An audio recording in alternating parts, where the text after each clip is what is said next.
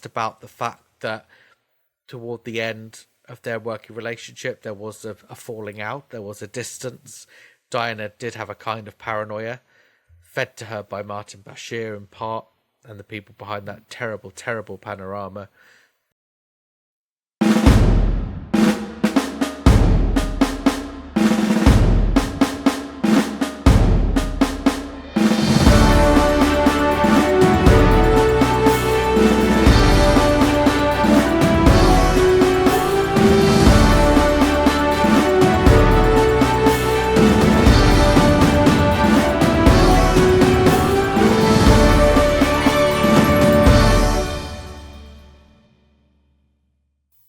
Hello, Royal History Geeks, and welcome back to another Royal Roundup where we review November and what it meant for the royal family and all of us following their news. My name is Gareth Streeter. I am the creator of Royal History Geeks, and I am joined by James Taylor, Royal Commentator. And how are you today, James? I'm very well, thank you. And you? I'm very well indeed, thank you. It's worth saying to our multitude of listeners that the aim of this particular podcast is to create an episode every month. So we're reviewing today, November. But just to be transparent with everybody, we're actually recording this on the 6th of December because we're both busy boys. And we felt, we were just talking about this, it would be churlish to not mention things that are relevant to what we're saying that have happened in December, in the first week, just because they don't fit into November. What's the point in us putting out a podcast which is already out of date? Well, very little point indeed. So don't worry, some of what we say contains a little bit of December news. We will probably record the December one after Christmas, which means we'll be a week or so into January, and we will no doubt catch up at some stage during the year. James, have you had a good November? Yes, fine, thank you. Yes, busy. Busy. Have you been following the royal family around as a capacity as a photographer? And quite a bit, yes. And I know we're going to talk about some of the remembrance events, but it was the first time I'd had the opportunity to be at the cenotaph on Remembrance Sunday as well. So that was very special for me. Oh, I can imagine so. And have there been other, we'll be talking about some of the really high profile events that have happened and the news stories that have happened. Have there been any lower key members of the royal family doing things that haven't perhaps received such media attention? Yes, I saw the Princess Royal at Trinity House near the Tower of London, and she was there as to present the Merchant Navy Medal. So she was there in her naval uniform, looking very resplendent. And we also saw the Princess of Wales at Bishopsgate in the City of London as well on the same day. So it is very, very nice to see the Princess of Wales carrying out more engagements these days. And also saw the Duke of Gloucester in Bradford. I thought you would have seen the Gloucesters at some point. Yeah, the Duke of Gloucester went to he went to the National Science and Media Museum, but then he went to open a school of tailoring, and it was very charming because it was somebody who had previously seen the King when he'd visited Bradford, and they'd presented him with a jacket. But the Duke of Gloucester went, and so they in the pouring rain, and they had laid on a red carpet and a brass band. Oh wow! For him as well. So it was they'd really gone to town. Wow. Well, that's what you do when a duke comes, I suppose. Wow. Indeed, yes. If the Duke of Gloucester ever came here, I'd do the same. Yeah, I have a brass band just waiting, but no one ever makes it down here. That's the reality. The Princess Royal's the most consistent visitor, actually. I was going to say, she was not far from you. I can't remember if it's last month or the month before, because I know a friend of mine was on holiday, in Torquay. Yeah, she came to Royal Devon show and the Royal Cornwall show, didn't she? She did. So well, the Prince of Wales and the Duchess of Edinburgh went to the Royal Cornwall That's show. Right. The Princess Royal was at the Devon. The Royal Devon, show. Yeah. A few horses would lure Anne down, I suppose, to my neck of the woods. So let's start by talking about Remembrance Day. it was, as ever, a time packed full of royal occasions. Which did you say that you attended personally? Well, first there was the Queen attending the Field of Remembrance at St Margaret's, Westminster, which was the Thursday before Remembrance Sunday. And she looked very resplendent in what I don't actually think is a uniform, but a tailored coat dress, and beret for one of her regiments, and so that was the event that the late Queen Mother used to always attend, and the Queen laid a poppy cross at 11 o'clock, and there was a 2-minute silence, and then she met veterans and families as well before she left. And then following that, there was the Festival of Remembrance at the Royal Albert Hall on the Saturday evening, and following that, there was the Remembrance Sunday service at the cenotaph, where the King led the nation in remembrance, laying his wreath, and then the other royal party laying their wreaths. Who else was at the cenotaph this year? Just the Prince of Wales and the Duke of Edinburgh laying wreaths. The Queen had a wreath laid by her equerry on her behalf, and the Princess Royal was in Australia. So that's why she wasn't laying a wreath herself. And then the Queen, the Princess of Wales, the Duchess of Edinburgh, the Duke of Kent, and the Duke and Duchess of Gloucester were on the balconies of the Foreign and Commonwealth Office, watching the proceedings. Then on Remembrance Day itself, I remember there being a picture of the Queen and the Princess of Wales at one of the, I can't remember where that was, but they were that was actually on the 11th. Where were they? Yes, do you remember? They were at separate events. So I was were with they? The Princess. Okay. Yes, the Princess of Wales was at the National Memorial Arboretum in Staffordshire, because there is always a service there on the 11th, on Armistice Day at 11 o'clock, and usually a different member of the royal family will attend each year. And this year it was the Princess of Wales attending. The Queen travelled by train from Wiltshire to Paddington as part of the Poppies to Paddington campaign that's been run over the last few years by GWR and the train operating company. And so she I know GWR quite well. I thought you would in your part of the world. Yes. I did. It's interesting because the Prince of Wales released a video, didn't he, on Remembrance Day to talk to young people about the importance of it. That was new. That's not happened before, has it? No, but we have seen both the Prince and Princess of Wales releasing more videos in an attempt to be able to have these conversations, I suppose, with younger people and to use more modern methods of communication. Because we also saw in the last month the third in the Princess of Wales series on nature that she released, looking at autumn this time, right. Because she previously released ones on spring and summer, looking at the effects of getting out on positive mental health, and being out in nature and things like that. So yes, that's something that both of them have embraced in the last year in particular. It's interesting, isn't it? Because obviously there was some comment that while the remembrance stuff was going on, or while it was being teed up, that the Prince of Wales was at COP25, and it's terrible, really, because 30, I think it was. It was what? Sorry, COP30.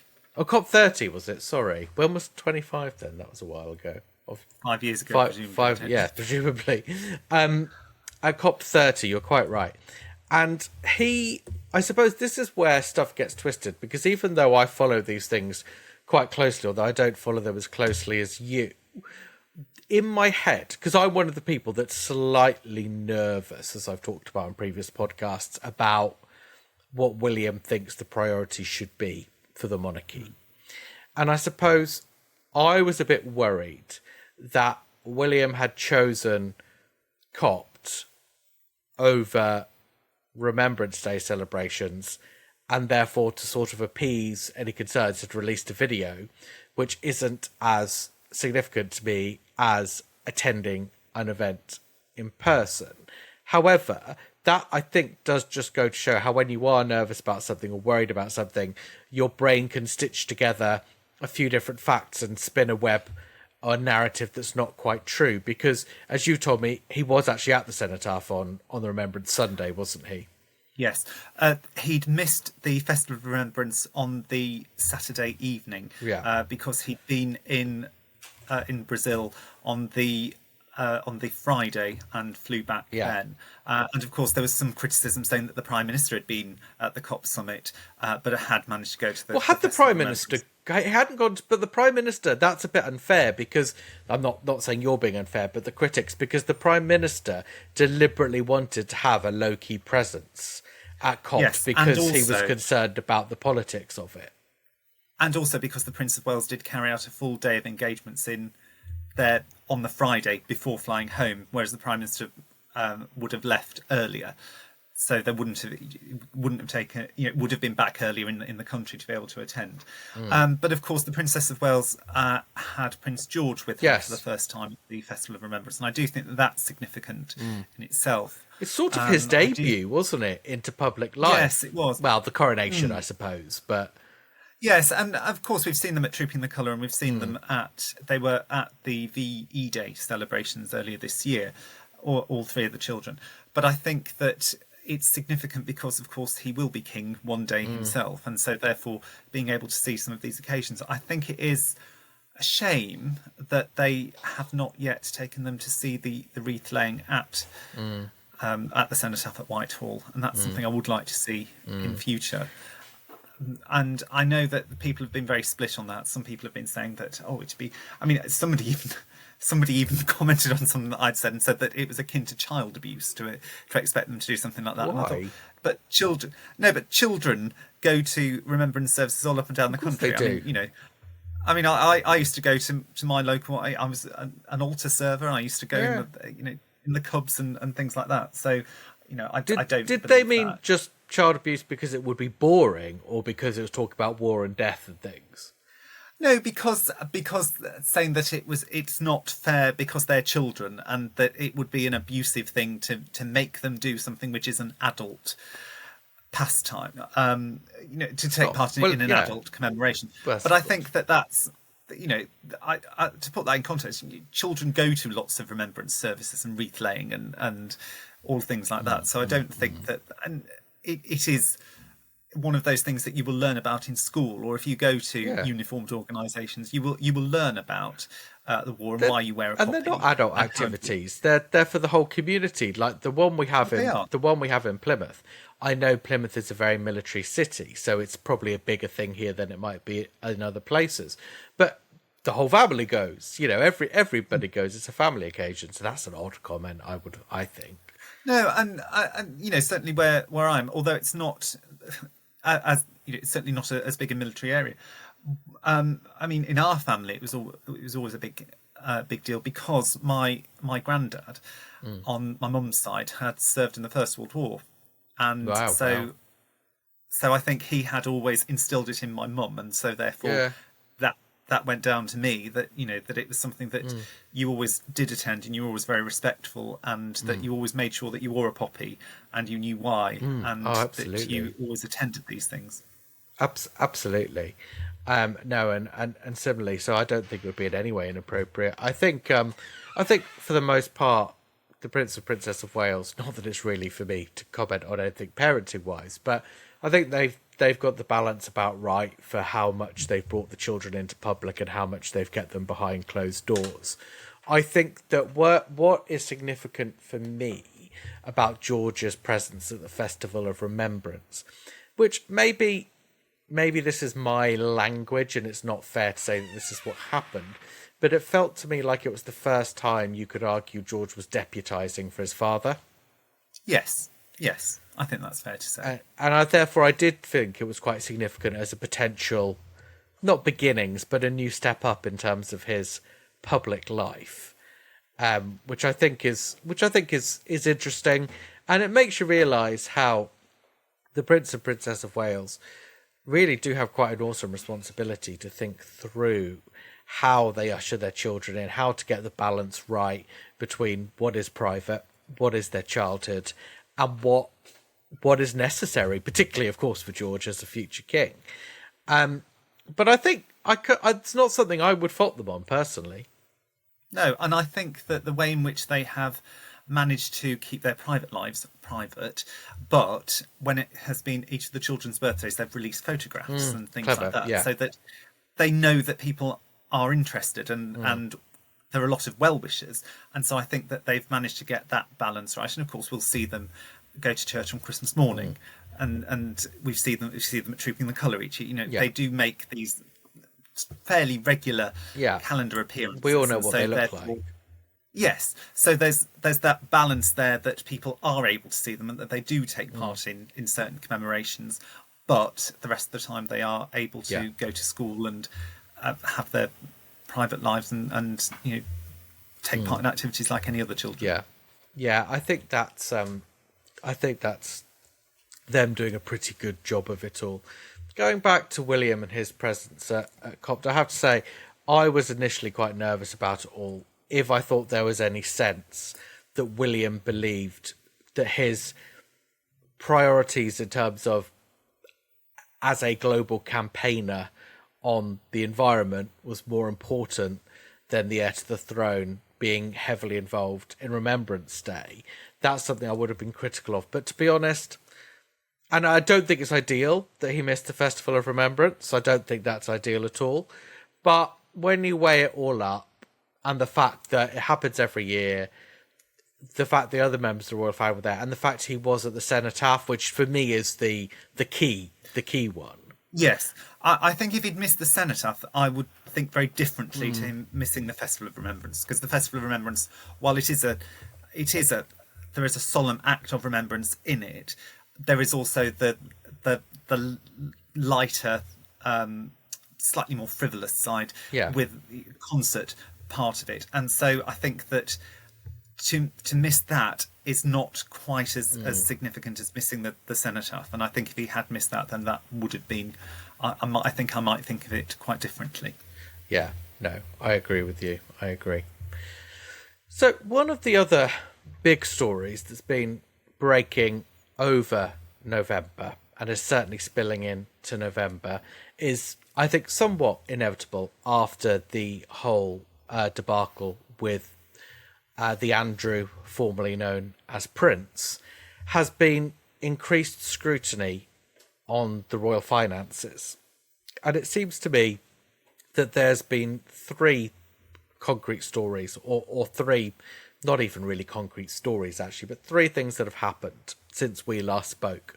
One is there has been questions asked about the arrangement of the Duke and Duchess of Edinburgh, who live at Bagshot Park, which is part of the Crown Estate.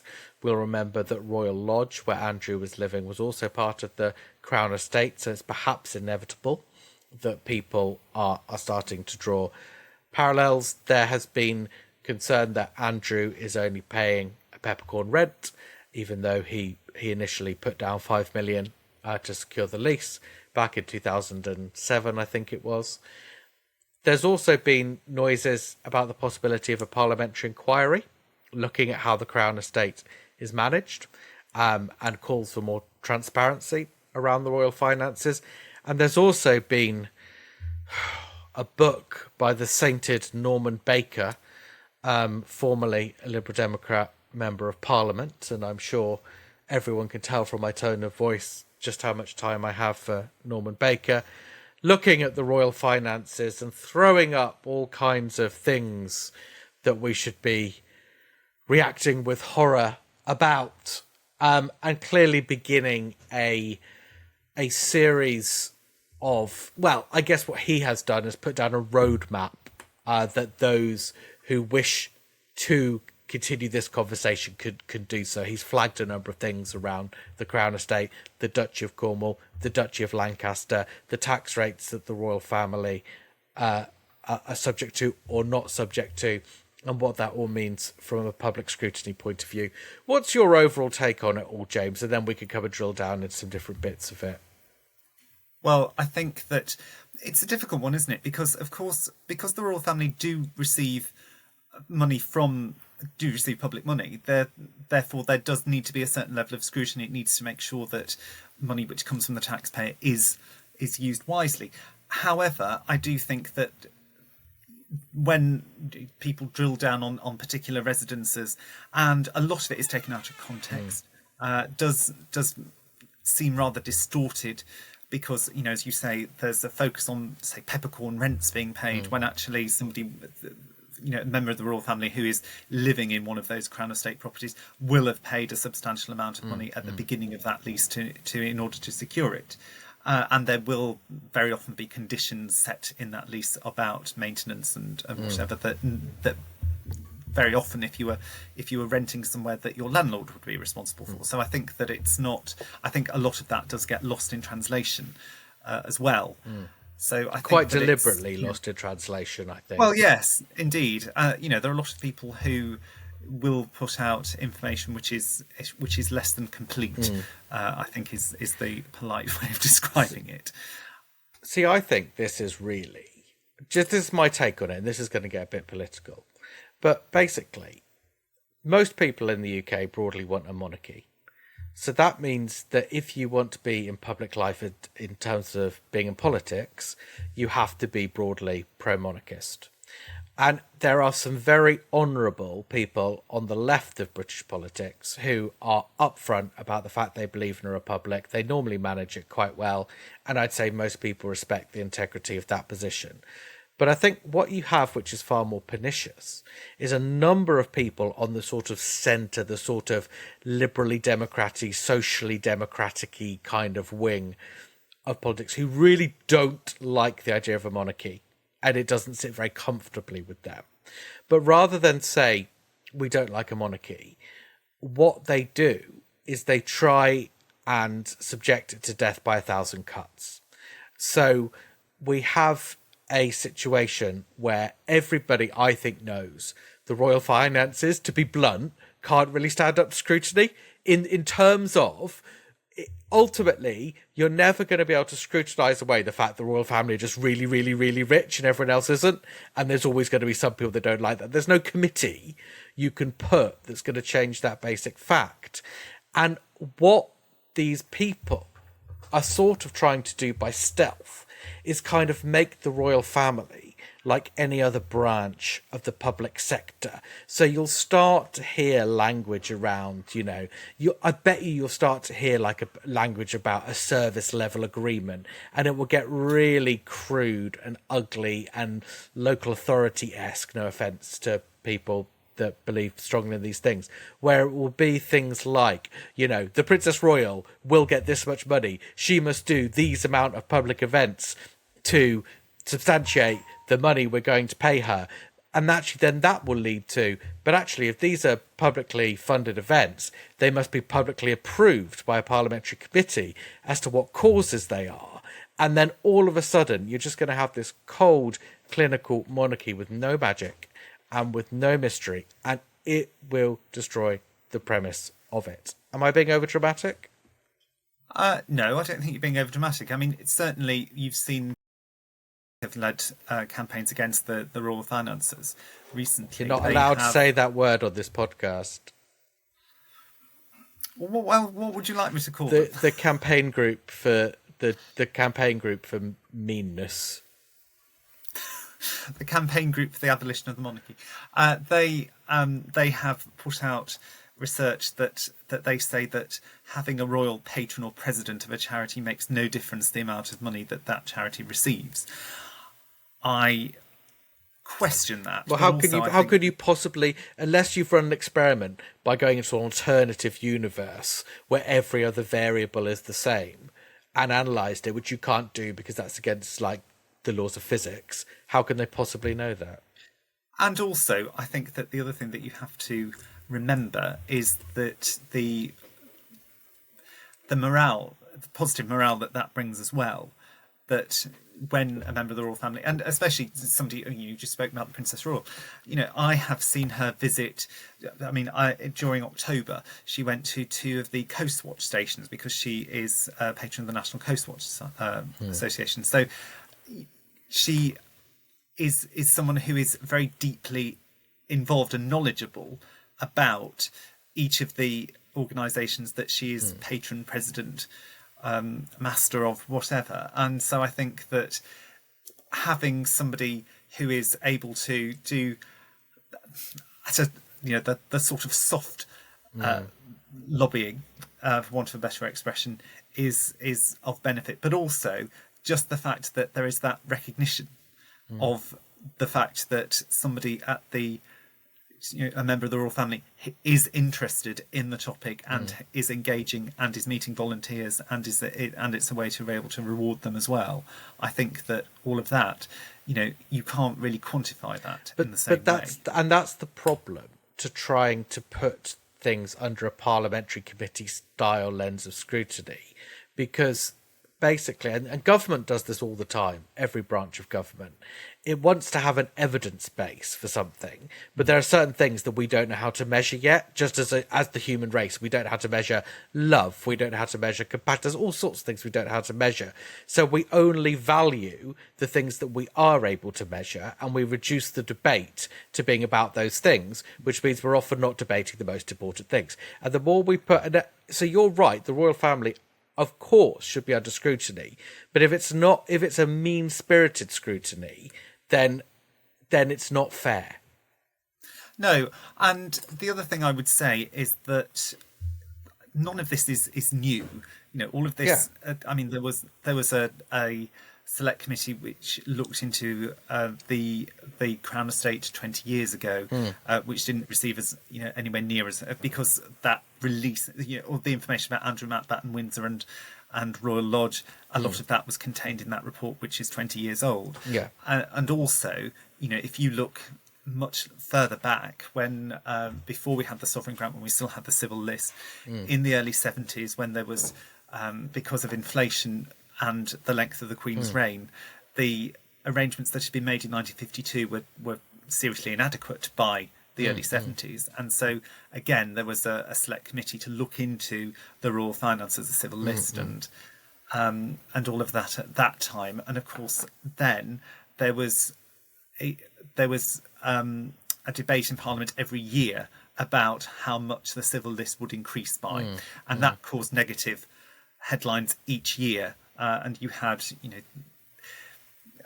Princess Margaret, for example, as being described as the most expensive kept woman in Britain, and remarks like that. So I think that the sentiment hasn't actually changed very much over the last 50 years. I agree. And the way in which it is being examined might be slightly different, but that's because the system that we have has moved on. Yeah. But I think that a lot of the sentiment and a lot of the methods are broadly similar. But this is why, and it just shows, unfortunately, how so many MPs and people in public life don't really understand how these things work anyway. Because talking about we need to have more scrutiny on the Crown Estate, well, actually, that's the bit of the royal finances that is pretty transparent. Because, like you say, James, that's the one of the reasons that the reporting on Andrew had very concrete numbers, because we do actually know that. It is in the public domain. The stuff about Edward, that's been known for years, because it is all in the public domain, because the Crown Estate is effectively a state asset. Similarly, the Duchy of Cornwall and the Duchy of Lancaster, which aren't deemed to be state assets, and I kind of get actually why it's weird that they're not, because there's no real reason. I think it was back in like the 1700s when the Crown Estate was basically handed over to the Crown. To the government. There was no real reason why Lancaster and Cornwall shouldn't have been included in that, but they weren't. So those are weird. I get, but again, they have public accounts that are published, that are audited. You can go and scrutinise that. The bit that is murkier is the bit that no one's ever going to be able to scrutinise, which is the royal family's private finance. Because that's the bit that this scrutiny isn't going to cast any light on. No, and we were just talking about the Princess Royal a few moments ago. I've seen stories where people have been questioning how can she afford to live in Gatcombe Park, for example, which is not Crown Estate land. No. And there's no reason why that should be scrutinised in that way, because there's no public subsidy going on that. But again, there are people complaining about why is she living there? How can she afford to live there? And it's entirely a private residence. This is the thing, and I think the reality is, so a few people, because I did a post on the Edward Sophie in Bagshot Park. I don't know if you saw it on my Facebook. I did, but and it's one of those posts, as often happens with royal family stuff. It went very, very wide. It got seen by about 250,000 people. So at this point, the comments aren't just from the regulars. You're getting comments from a range of people, and this goes to show why people don't want this kind of really SLA style tight scrutiny of, right, you do this many events, you get this much money, etc., because almost everybody, 90% of the comments to that post were saying, I don't mind, they work hard, I don't mind them living here. It's not like Andrew shouldn't have been in Royal Lodge, but they absolutely should be in Bagshot Park. It's fine, they deserve it. And I don't think it's the people are saying that, like, literally in terms of an hourly rate for the events they do, they've earned that house. What they're saying is they accept that the spirit of royalty is, we know these people are going to be really, really rich, and we don't mind so long as they have an attitude of service. Not that they expect to be able to account for every single piece of value that they bring, because they get that they bring is unquantifiable. Well, it is unquantifiable, and it's one of those things that how do you quantify it if you were to attempt to try? And this is the thing, and this is where the royal finances, ultimately, the royals can never really win from this conversation, because a few people did say to me, okay, I get your point that Edward has to pay for the upkeep and he had to put down 5 million. But how did he get that 5 million in the first place? And the truth is, I've got absolutely no idea. We might be able to guess, but the reality is the royal family are going to have, because they've been beneficiaries of the Duchy of Lancaster and Cornwall for hundreds of years, they've basically, as a family, they're absolutely minted. They're going to have all kinds of investments, share portfolios, and the truth is, the royal family have always had that sort of cash. They have been very reluctant to depend on it and still look at official sources, probably because they have an inherent vulnerability about if we ever get sort of thrown out, on our ear, we're going to need to rely on this. But that's the bit that, it's not murky in that I'm suggesting there's anything improper about it, but no one really knows how rich they are as a family or exactly where it comes from. And that's why they're never going to win, because the people that don't like the fact other people are richer than them are never going to be satisfied. No, they're not. And you can't really square that circle, can you? No, you can't. And that's why I think we were saying earlier, basically, when the royal family are in trouble about something else, the royal finances come under the spotlight. Partly because groups like the group that won't be named and others who are more pernicious in terms of the sort of, we don't like a monarchy really, but we normally pretend that we do. They have got, because as you said, this has all been in the public domain for a long time. They bring it all out on the table, it gets an airing, and then hopefully either the royal family makes some adjustments like they did in the 90s, or it goes away again and people forget it. But that's really the best they can hope for, because, as I say, an ongoing conversation on royal finances will not serve the House of Windsor well. No, but going on past experience, it's likely to be something that will be scrutinised for a while. There may be a few adjustments made, but it then will probably go on the back burner for another 5-10 years, something like that, and then until it becomes an issue again. Yeah, I think that's absolutely right. Speaking of wealthy royals, it is not new, of course, that members of the nobility and members of the royal family have been very rich, and there was a woman in the 15th century who certainly at various points was the greatest heiress in England. That woman was Margaret Beaufort. She would go on to become the mother of Henry Tudor, or Henry VII, the first Tudor king, and has become in recent years a figure of remarkable controversy. Earlier, I sat down, so to speak, with Lauren Johnson, a fantastic historian who has recently published Margaret Beaufort, Survivor, Rebel, Kingmaker. And we're going to go now and listen to my chat with Lauren. Hello, Lauren. Thank you so much for joining us on the History Corner. How are you today? I'm very well, thank you. Delightful to always sit in a history corner, my favourite corners. Well, me too, actually. It's quite interesting when we're planning and preparing these podcasts because, my primary interest, probably like you, is the 15th and then to a lesser extent the 16th century.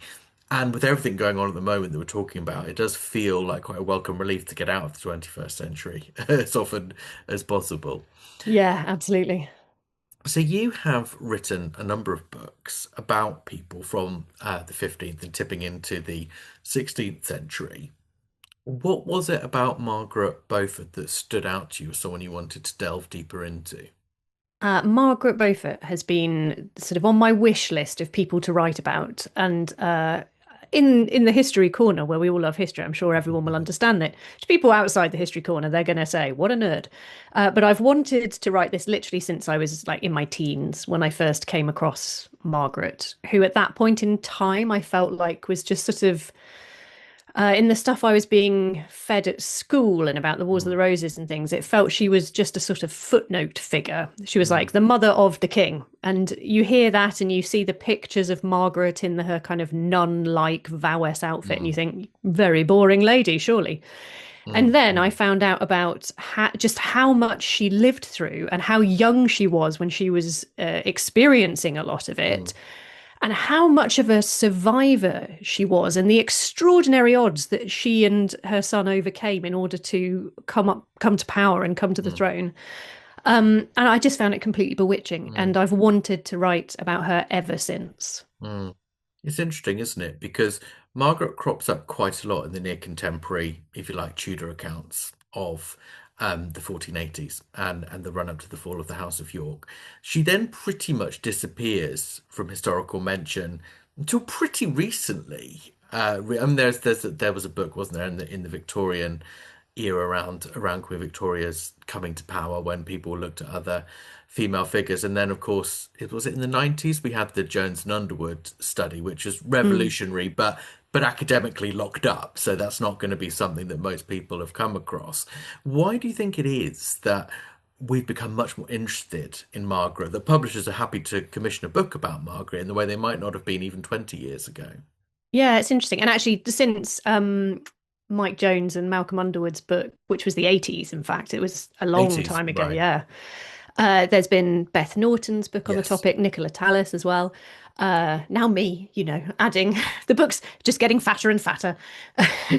I think, and I think probably this is partly why other women, I don't want to speak for Beth and Nicola, but I suspect it might be why other women are interested in the topic, is that this is, in Margaret Beaufort, a woman who is just extraordinary and yet I feel represents a lot of what was going on with other women in her time. The Wars of the Roses is a point in history where actually there's a lot of women who are forced into quite unusual positions of solo authority, either because their husbands are killed in the Wars of the Roses or forced into exile or attainted as traitors.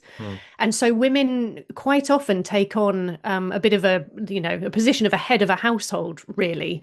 And Margaret sees that when she's growing up. She sees her own mother as a widow multiple times, in fact, and her mother's-in-law as well when they come up.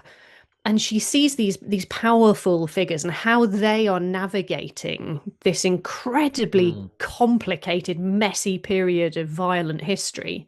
And I think she learns from them. And to me, it's the bit of her story that maybe has been missing sometimes in some of the earlier biographies. It's just that kind of wider context of those other women who I think are so important. And that research has only sort of been done in the last few decades, really. That's when this whole topic of who medieval women were, what they were able to do, why they've been absent from history for so long, many sources being reused. I think all of that has opened up, as well as social history, so that we're telling much wider stories and able to read exceptional women like Margaret in a wider way. I suppose Margaret, when you look at her like that, she really was devoid of that stereotypical male protector role. There was really no one in her family. Obviously, her father dies within a year of her birth. She has guardians who mostly are interested in using her fortune to bolster their own prospects. She doesn't particularly she's married young, but again, not with people that necessarily have her best interests in mind by any means. And her close connections in the royal family don't particularly serve to protect her; they serve to endanger her. So I suppose it does make sense that she sees implicitly that her role is to be her own protector and her family's protector, rather than looking to anybody else to do that for her. Yeah, I absolutely agree. Even her uncle, Edmund Beaufort, who at one point is one of the most powerful men in the country, kind of the chief advisor for Henry VI, he dies violently in the same year that her wardship is passed over, and that she sort of gears up for her marriage to Edmund Tudor, the marriage that will ultimately lead to the birth of Henry Tudor. But yeah, it just really struck me in reading about Margaret and looking at some of the resources around her and some of the activities of other women that they tend to be left out. For instance, her mother, Margaret Beauchamp, is married 3 times. She's widowed by war twice, arguably maybe even 3 times. Margaret Beaufort's father dies in very sort of suspect circumstances after being banished after military disaster. And she lives until Margaret Beaufort is almost 40. So if your mother is still alive into your late 30s, they're going to have a substantial influence on you. So yeah, it seemed very odd to me that those women had kind of been left out of this version of events. And also it's a time when, I mean, I think every single political operator is constantly having to second guess and question their own allegiances and make some sort of uneasy peace with different people. There's an amazing quote by someone called John Morton, who goes on to become a very important figure under Henry VII, but who is like staunch Lancastrian for many years until his Lancastrian king dies. And then he says, well, I was never so mad that I would with the dead strive against the quick, i.e. if all hope is gone of the resurrection of the regime you liked the best, you just go to the other one, because that's what the sensible person must do. And that measure of pragmatism is absolutely there for women as well as for men in this time. And Margaret is a pragmatic figure, isn't she? I mean, I'm interestingly for another project I'm writing about Buckingham's Rebellion at the moment, which perhaps shouldn't be called Buckingham's Rebellion. What do you see her, without wanting to give away too much of what you write about in the book, how do you see her activities in that crucial period in 1483 when the House of York somewhat implodes upon itself? Do you see Margaret as a master planner, as an opportunist, as all of the above? I think I think in many ways that Margaret is actually a little more reactionary. Is that the word? Reactive.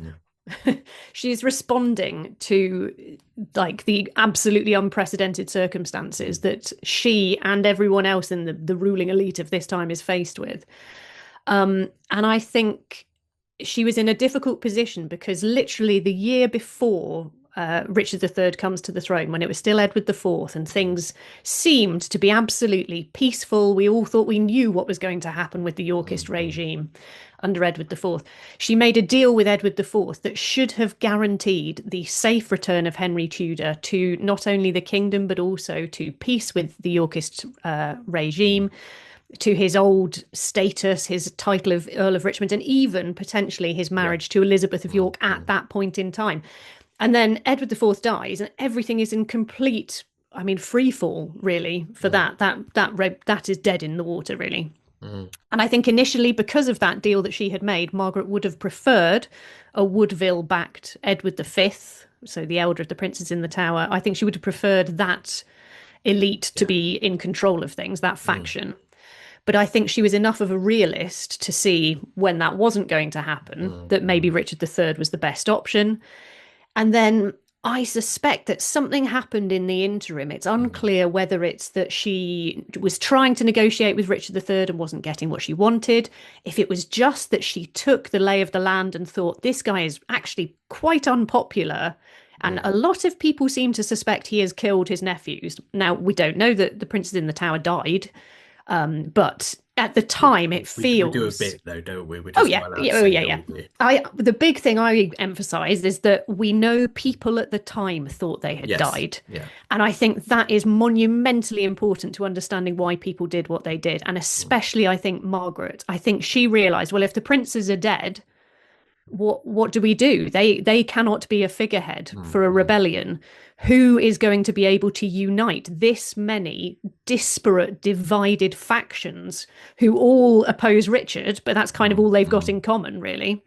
And she recognizes that probably one of the only people who is able to fulfill that role is Henry Tudor, because he has a royal claim through her, because he's an adult male, so he can fight, militarily take the throne. He's been in exile, so he hasn't annoyed anyone for the past decade or more. And this putative marriage with Elizabeth of York means that he is clearly a sort of peacemaker figure, at least in the imagination of people. And there's something about him, charisma-wise, that actually enables all of these different factions to coalesce in one ultimately Tudor army that successfully, very much after the Buckingham Rebellion, successfully knocks Richard III off the throne. So I suspect that Margaret's role in all this at the time of Buckingham's rebellion is she is just trying to unite these different factions around Henry Tudor. And my other suspicion is that, perhaps a little disingenuously, she might have been encouraging Buckingham to think, oh, yeah, I would definitely support you as the figurehead. I'd definitely say that you're the captain of this. It's not Henry Tudor, always with the intention that actually Henry Tudor would be the person who would ultimately come out as ruler. I don't think she would have been happy to see Buckingham as king, as in fact, I think most people would not, is my impression at the time. Yeah, it's just those mysterious months in the late summer and early autumn where until it's I think until in sort of the West Country, Henry Tudor is proclaimed after Buckingham's execution. It's so difficult to know who people thought they were campaigning for beforehand. Yeah, and in some way, Buckingham being executed actually really helped Henry Tudor. Richard III sort of did him a service there because it made it very clear who was in charge of the rebel army. Absolutely, absolutely, and the rest is history. Do you think after 1485, having pulled off this remarkable coup, I suppose, in terms of the Tudor dynasty coming to the throne, Margaret, it's easy to think, and I think some of the other accounts we've had of Margaret's life tend to focus more in the run-up to 1485, and particularly perhaps for those of us obsessed with the Wars of the Roses, that's a natural thing. But Margaret's role becomes huge thereafter, doesn't it, in terms of the active role she plays at court? Do you think we see a different Margaret to the one we've seen before, or is it finally her stepping in to the natural role she's always wanted to play? I think she probably doesn't get to the role she actually wants for a good 15 years after Henry VII is king. I think it's only when she becomes a vowess, which is, I mean, effectively sort of like a nun, but you get to keep all your own stuff and your husband's still alive. I think it's at that point, which is also when she goes to live at Collyweston and kind of starts to have her own independent, almost like regency, effectively, of the Midlands. Like she has enormous power in that part of the country with Henry's very express permission. I think that is the point when we see like peak Margaret. It's when she is negotiating her position as king's mother, but at a slight remove from Henry and Elizabeth and the royal court. It's when she is able to completely oversee her own territories, have a degree of autonomy that she just has never had as a wife, as a woman in this period of history. And also, it's when she starts to move towards some of the acts of like educational patronage and patronage of printing presses and things that ultimately become like her major legacy from this period. And I suppose it's from this period as well that we have now a perception of her in the popular imagination. And by the popular imagination, I don't really mean members of the actual public. I mean people who engage with discussion and dialogue about history on social media. Very grateful so many do, because it's what I spend a lot of my life doing. But what do you make of the public reaction there's been to Margaret, sort of in the wake of the White Queen books and TV series? And Margaret is seen sometimes as a great champion, sometimes as a heroine, sometimes as a more sinister figure. What do you make? How do you interact with all of that conversation? How do you reflect upon it? I I know that some people say if fiction gets people into history, then that's a great thing. And I see a degree of that argument. I think I found it very puzzling as someone who had sort of been researching women in the Wars of the Roses a bit earlier and who had had this existing interest in Margaret. There was a real sea change in people's idea of her from the time that The White Queen was published, where, I mean, essentially they went from never having heard of her. Anytime I mentioned her, no one knew who she was, to having a very peculiar concept of her as like murderer of the princes in the tower, sort of arch manipulator, obsessed with getting her son on the throne, bit of a religious nut. I mean, effectively a very basically having exactly the sort of inverse of the Shakespearean Richard III, where she had become like the arch villain of the piece. And I feel like sometimes in the drive to exonerate Richard III, it's almost like there has to be a baddie in the story. Why can't, well, let's just make it her. There we go. Yeah, Richard III, good. Margaret Beaufort, bad. And I think that does them both a bit of a disservice, because I think they are complicated human beings with interesting life stories. And, you know, neither one was fully a villain, but certainly one of them did a lot more things, verifiably, than the other. So I find it frustrating, and I think most importantly of all, I think that the concept of Margaret Beaufort is incorrect, and is so incorrect and so pervasive as to be quite damaging. I think it is a real injustice, actually, to the person that Margaret was. That she has been sort of maligned in this way. And I would say if you are a Ricardian and you apply those same principles of questioning sources and wanting to rehabilitate people and things, I would argue do it with Margaret as well. Do it with Elizabeth Woodville. Do it with lots of these different figures, because the women in particular tend to get tarred with a brush of, you know, they are, I don't know, they're hypersexualized or they're overly evil or whatever it might be. They become very two-dimensional, and that's just not reflective of reality, and it's not reflective of who these people were. Well, one thing I think we can say is that your book is a very good reflection of the best we can stitch Margaret together from the available sources. So I would encourage everybody who is interested in this conversation to go and pick up that book. And until then, let's just say, Lauren, thank you so much for joining us, and we hope to speak to you again in the future. Thank you.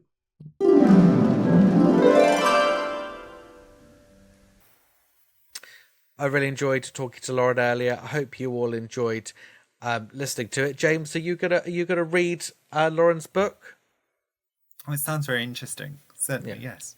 Yeah, it's well, I've not finished it yet myself, I have to say, but it is really good. And Margaret Beaufort is a figure that I've always been drawn to and have been researching myself for some time, actually. So Well, I I think do she is one recommend of it. those. I think she's one of those figures that anybody who has an interest in royal history will have heard of, and will probably have an opinion about. I think nowadays, yes. I'm not sure that was true 20 years ago.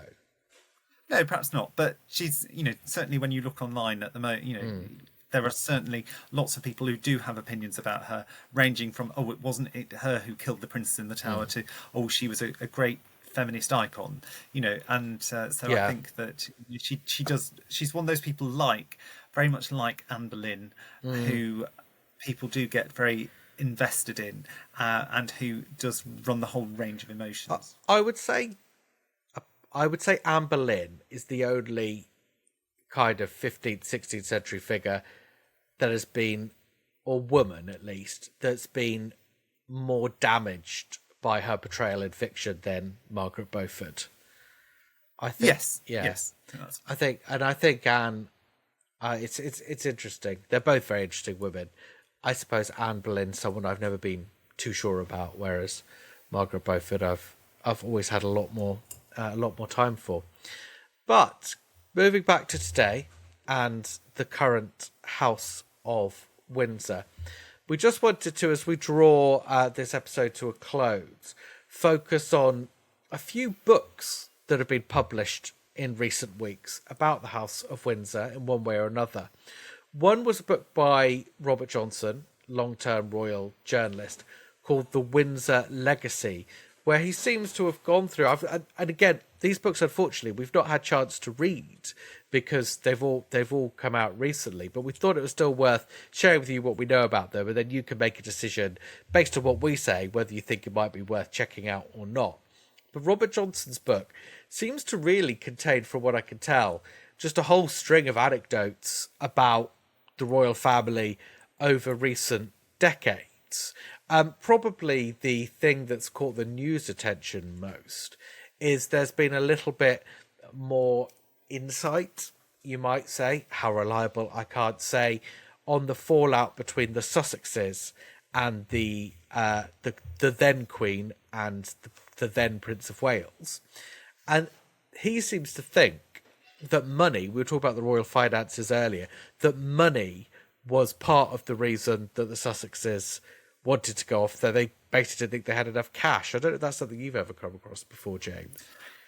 Well, certainly that's something that Prince Harry spoke about in Spare, because he did say that he'd had a conversation with his father, who had said, would Meghan be carrying on acting because there's not going to be any more money for her?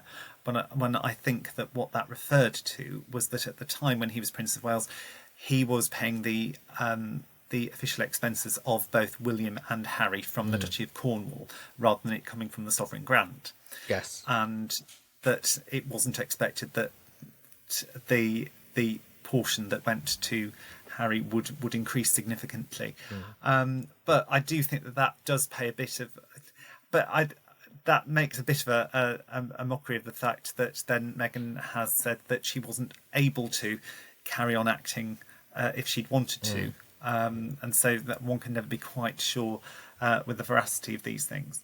But I think that... So, it does fit in with the narrative that they have set out for themselves. And of course, Prince Harry also spoke about how his clothing allowance was very meagre, that he was having to wear, he was having to have his shoes resoled, and that he was having to have suits mended, and that he...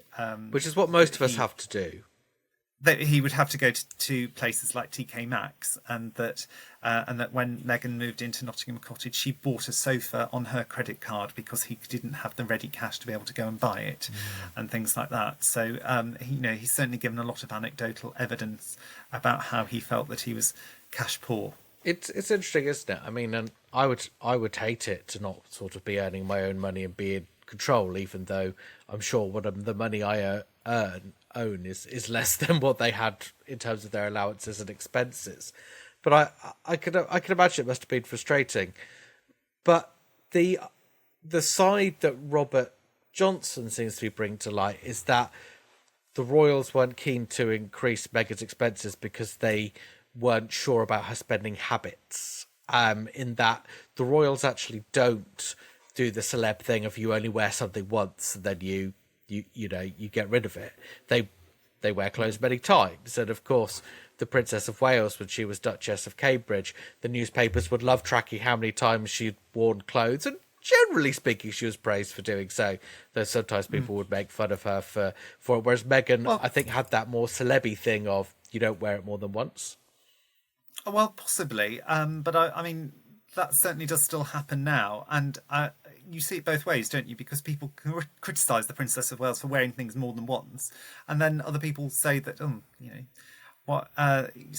that whole thing again? And then you have people who say the complete opposite about, she ought to be getting a wear out. And, you look at the Princess Royal, a lot of her suits are, 20, 30 years old. Yeah. Yeah.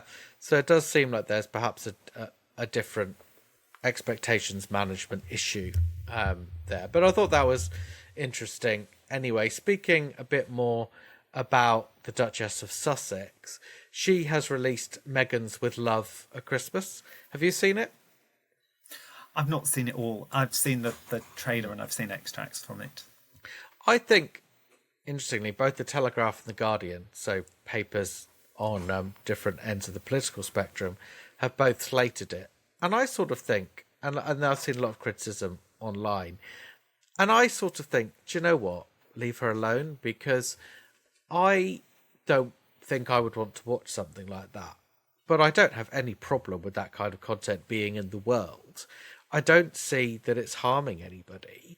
I don't see why she should be criticised for it. I mean, you make content, you put it out there. If people want to watch it, they watch it. If they don't, they don't. I don't really... And this is where I do think that there's a lot of unfair criticism of the Duchess for things that she just doesn't deserve criticism for. Well, I mean, they left to be able to go and lead their own lives and do whatever they wanted, and so I don't really then see how we have the right to say they can't do that.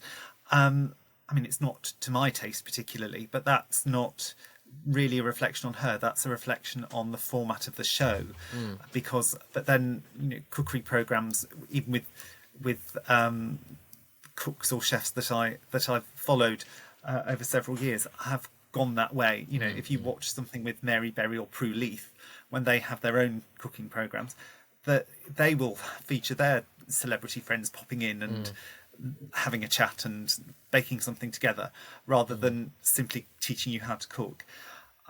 So yes, I mean, it's not particularly my taste, but I don't have any objection to her doing that. I mean, I think you also have to remember that is what she was doing before she met Harry. She had her blog, The Tig, where she looked at cooking and lifestyle and gardening, or all of those things that she's doing in the With Love Meghan series. I think that the more dangerous thing for her is the branded goods that she sells, because there'll always be that accusation that she's cashing in on her name, and I think that is more difficult to be able to manage. And I don't have any objection to her selling jams and wine and other products, but I think that where she was sailing perilously close to the wind was when she sent the basket to Jamie Kern-Nema with the note from Her Royal Highness the Duchess of Sussex, because although she wasn't selling it, she was giving it as a gift, because the fact that it was made public and they were items that then went on sale, that's where it's sailing close to the wind. And so I think with using the title, and so I think that's where it gets slightly more dangerous, and that's where I think they have to be a bit more careful, I think, in the way in which they market it. But I've seen a lot of criticism about the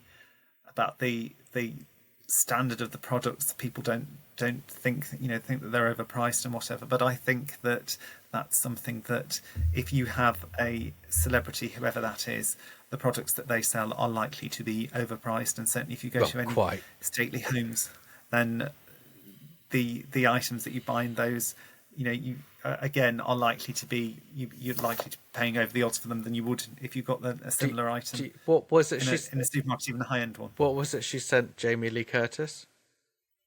Jamie Lee Kermer. Sorry. She sent it was a basket containing several of her products. I'm not sure exactly what products they were now, but it was certainly a basket or a hamper that contained several of her products. I think some of her jams and jams. Do you think when Jamie Lee got them, she phoned up Meghan and said, "Meghan, I just wanted to check. Are you okay? You're always sending stuff to other people, but who's sending jams to you, Meghan?" Very probably, because that was the whole tone of their interview, wasn't it? But in all seriousness, I mean, I guess I just have sort of poked a bit of fun at the way Meghan is doing stuff in the sort of jovial way, perhaps, that we Brits slightly make fun of our American cousins' different way of conducting things and having public conversations. But the great thing about, for me, the whole Meghan with love stuff is, for the first time, it sort of helped me understand what they meant when they said they couldn't do what they wanted within the royal family. Because when Megxit happened, I was a bit like, I don't know that I really get it. And now I do. I'm like, oh, okay. You want to be, and I think I said this, what you want to be an influencer. You want to be a YouTuber. You want to be, yeah, you're right. You can't do that in that way in and said royal family. You can't. That's true. So I get it. And I have no objections whatsoever to them going off and doing it. I don't really have any objections to them calling herself Her Royal Highness the Duchess of Sussex when she does it. I remember being a kid and there being Budgie the helicopter cartoons on TV saying created by Her Royal Highness the Duchess of York, and I didn't grow up scarred by that. So no. I don't really, but I just wish there hadn't been so much nastiness on the way, I suppose. Well, that's true, but where I do think that there has been a lot of exaggeration, she has compared herself to Princess Ariel in The Little Mermaid, of losing her voice while she was in the royal family because she wasn't able to wear certain things to be able to promote female designers. And I think, well, that's not quite true, because we saw, for example, we saw Royal Ascot, the Duchess of Gloucester, wearing a hat that was made by somebody who was being supported by the King's Foundation. So, by the King's Trust. And we have seen that sort of thing happen before. And also, with some of the causes, because Meghan had always been supporting particularly female and feminist causes. We've seen the Queen do a lot of work around violence against women and girls, and the Duchess of Edinburgh too.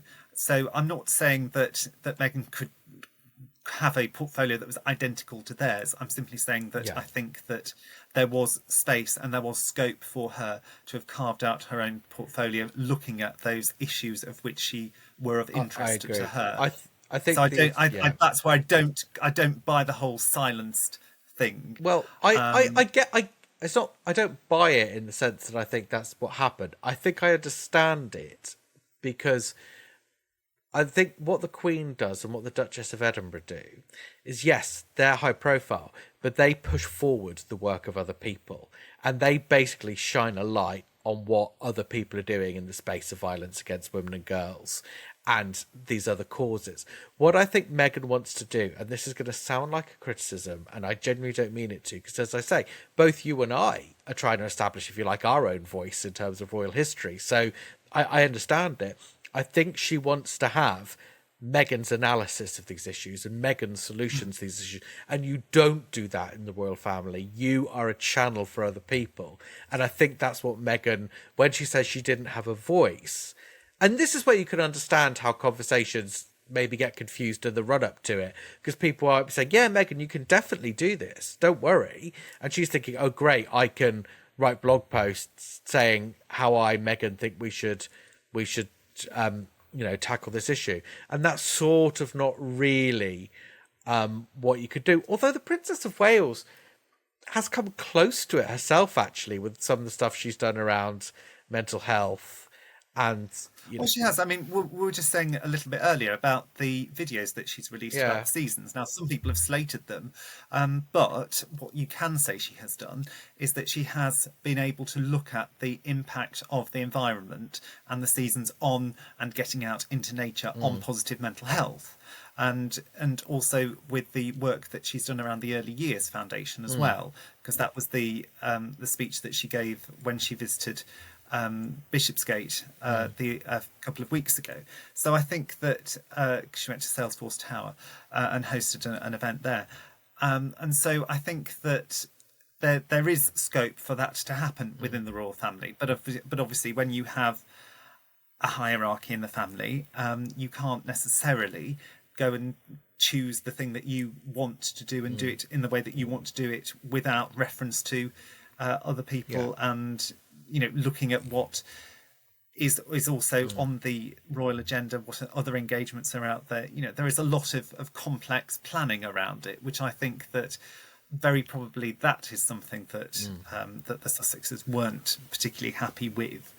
But I think that to say that she was silenced is an exaggeration, but but equally I can see how she's getting pleasure out of doing some of the things that she is doing now. And I think it is also only fair to point out that that they have done, I mean, particularly Prince Harry with the Invictus Games has continued to do valuable work there, and also the work that they have done around violence and harm and online bullying. I think again has been very valuable. But those are things that they could easily have done while they were still working members of the royal family. I don't think that they had to leave to be able to look at and explore those areas. I think that one of the reasons I feel some sympathy with Meghan, with what she's doing, and I feel a little bit protective over her about some of the criticism she's got, is that when we did our abdication crisis series last year, we sort of saw how Edward and Wallace, when they left the fray, they just went and lived a life of complete idleness. They didn't seem to have any get-up and go about them to involve themselves in anything other than stuff that was so obviously for their immediate advantage. Whereas with the Duchess of Sussex, she wants to be industrious. She wants to make her mark. And I respect that. I respect that ambition. I respect that industry. I respect that endeavour.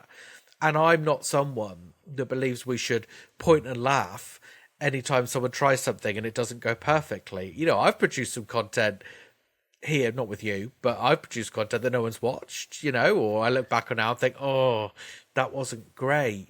But you try, you learn, and you improve. So I've no problem with the direction that they've taken. I think it's important that the royal family has mechanisms that releases members of the royal family to go off and do that and to go and be separate if that's what they want to do.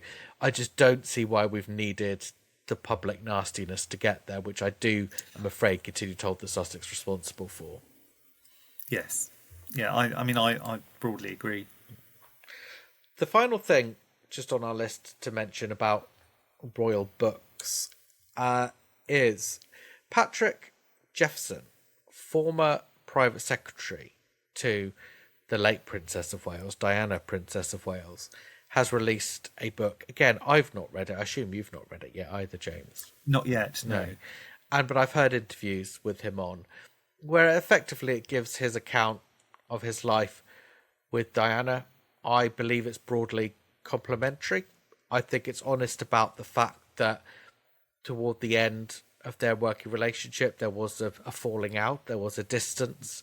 Diana did have a kind of paranoia, fed to her by Martin Bashir in part, and the people behind that terrible, terrible Panorama interview. Yes, I mean, the book has been released because in November was the 30th anniversary of that Panorama interview, because it was actually on my birthday as well. Was it really? That interview was aired. Yes, it was my 11th birthday when that interview was aired. Wow. So you can work out how old I am. Did you watch it? On that. Did you watch it? Did I watch it? I don't think I watched it on the day, but I have seen it. We watched. I remember what me and my sister and my mum watched it. I remember. I think I can't remember if I did. I know I saw it at the time. You might have been in bed if you were 11. I don't think I was. No. What time was Panorama on? It was.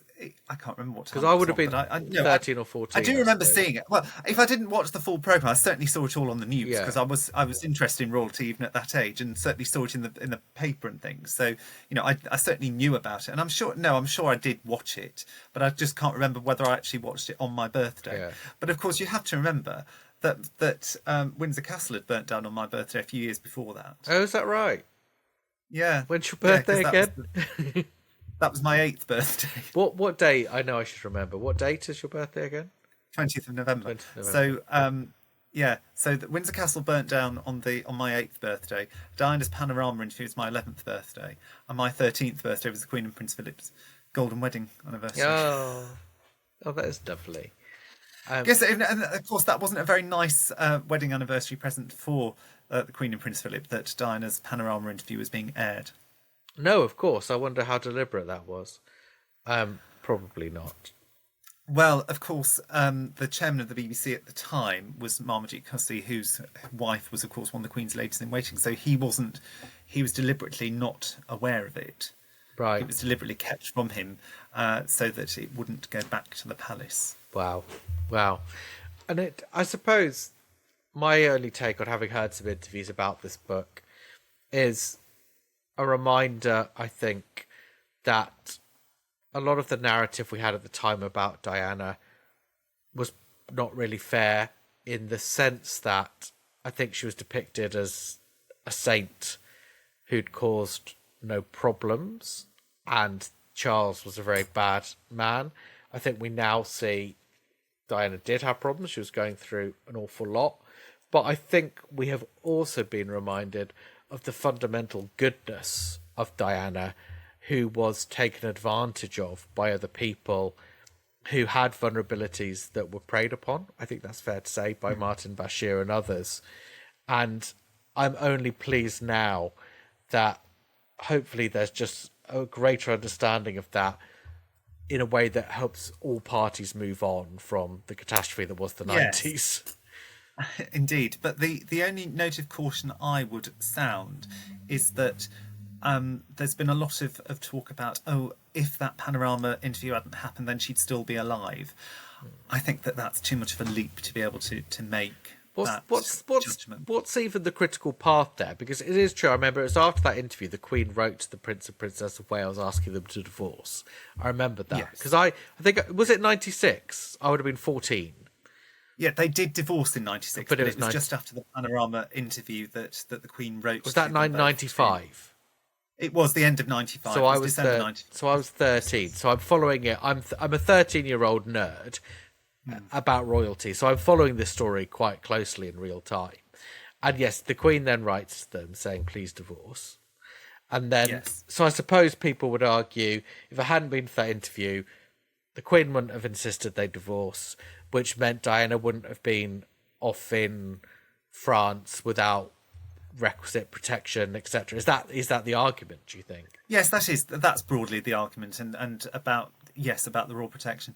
But I think that there are just too many factors involved in that to be able then to I just think that's too much of a leap. I'm not saying that there isn't any truth in that argument, but I think that you can't be categorical about it. I think she kept royal protection anyway.